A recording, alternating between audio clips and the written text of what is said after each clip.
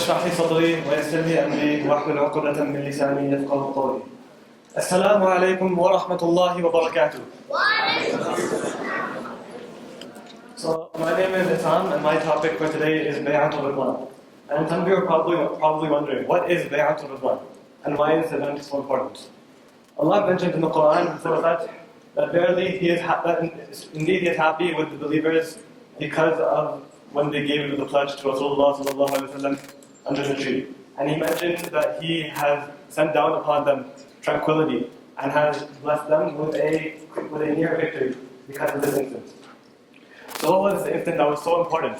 Allah vouched for His pleasure for the believers. And Allah mentioned specifically that they are gaining a near victory because of this. This situation happened a little bit before the signing of the Treaty of Hudaybiyah. At this point in time, Muslims are already in the area of Hudaybiyah. So as you can see, they've already traveled almost the entire distance from Medina. Now, the Muslims wanted to enter the city of Mecca to perform the Umrah. But the Quraysh were not allowing this to happen. And so the Muslims were stuck in Hudaybiyah at this time. The Quraysh actually sent 80 from their own ranks to attack the Muslims in the night, and it was an attempt to catch them by surprise. However, the Muslims captured these 80 and sent them back unharmed, showing their intentions were purely peaceful. Now at this point, the Prophet ﷺ thought maybe send Umar ibn Khattab into the city of Mecca to negotiate with the disbelievers.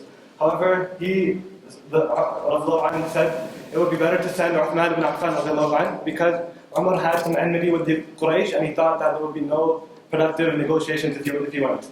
And the Prophet ﷺ over here shows his leadership skills and agrees to send Uthman ibn Affan. Now Uthman initially was not allowed to enter the city of Mecca either.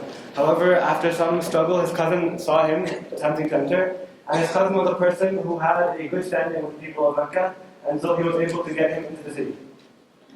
Now, Uthman has two main tasks in the city of Mecca. The first is to meet with all of the leaders of the Quraysh and try to negotiate an entry into the city of Mecca for the believers. And this task was not going well. All of the leaders of the Quraysh were unanimous in that they did not want the Muslims to enter the city, simply because they did not want people to say that they caved into the demands of the Muslims.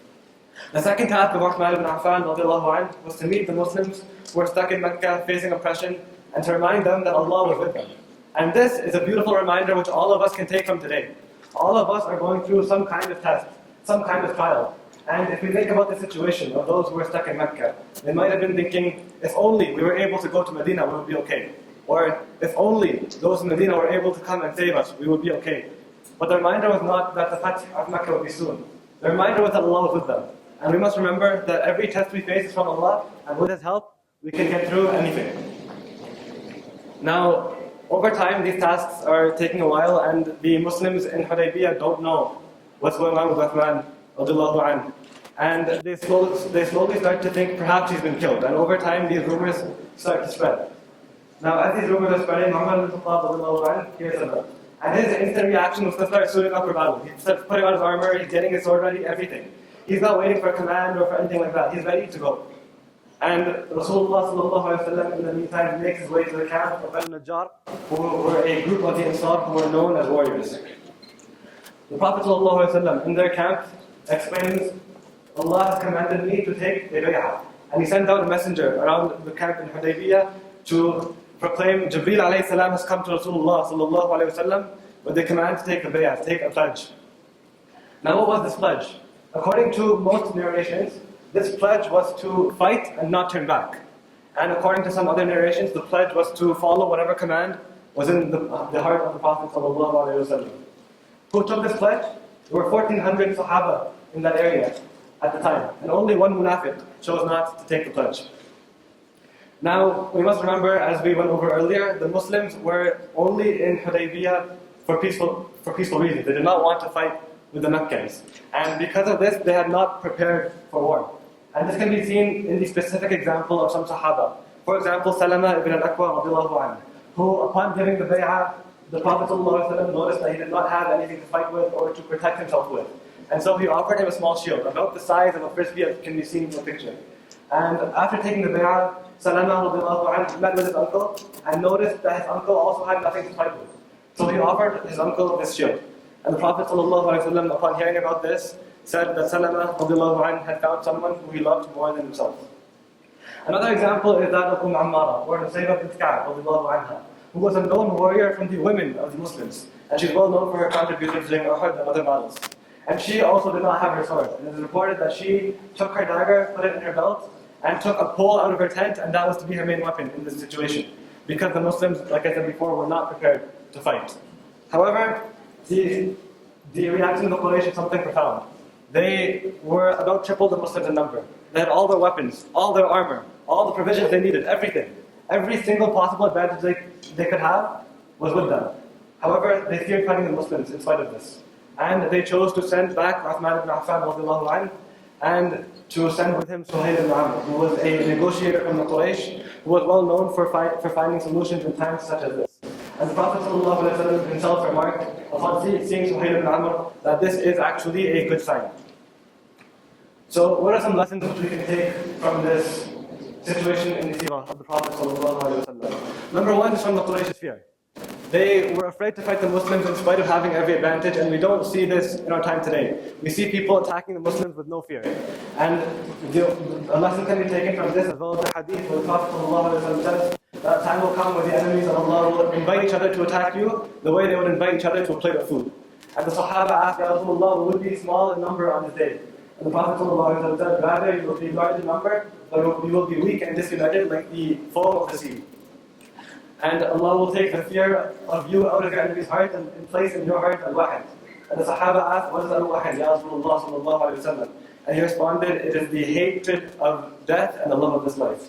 So we can all remember that if we want to be people who are not attacked by the enemies of Islam, people who the enemies of Islam hesitate to fight against, we must remember that this world is only temporary. And this is not the world which we should prepare for. And that death is a reality which we do need to prepare for. Next is the Brotherhood of the Muslims in this situation.